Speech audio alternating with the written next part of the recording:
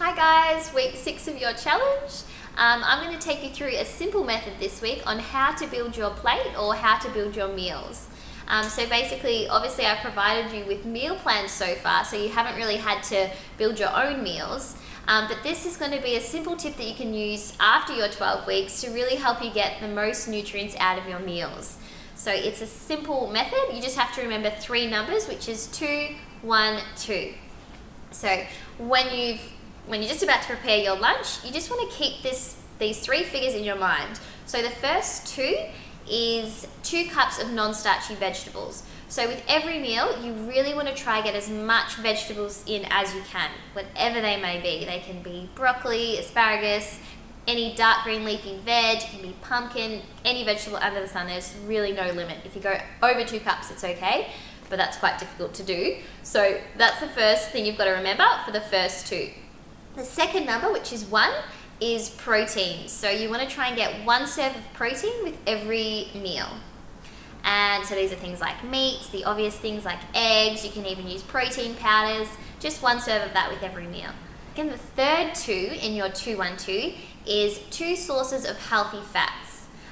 In one of the videos I spoke about healthy fats and what the sources are, but just to remind you, these are things like coconut oils, extra virgin olive oil, it might be avocado, it might be some nuts and seeds, oily fish, any of those kind of foods. You want to try and build your plate using those 3 numbers and those 3 types of foods. When you start to do this, you'll actually feel full after you eat, and you'll get that satiety, so that feeling of fullness. You'll also get long-lasting energy because you're not getting a whole abundance of sugars, which lead to cravings, which lead to crashes later in the afternoon. You're just getting the most nutrient-dense foods, which are going to keep you full and keep that energy running through the whole day.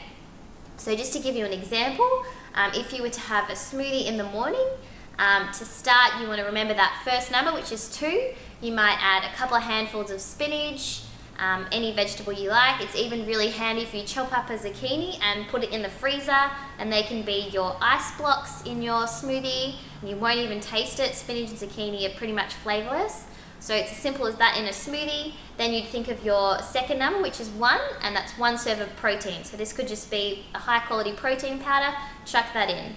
And then the third number, which is 2, is 2 serves of healthy fat. So in your smoothie, you could put half an avocado, you could just add a tablespoon of chia seeds or a tablespoon of coconut oil, and then you've built a perfect meal, and that's going to keep you going until lunchtime.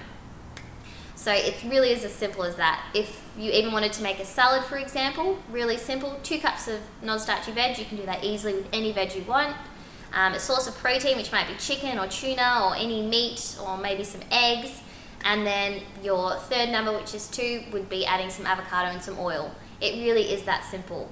So I'll go over that again. So week 6 is using 2, 1, 2 to build your meals. So 2 cups of non-starchy veg, 1 serve of protein, and 2 serves of healthy fat.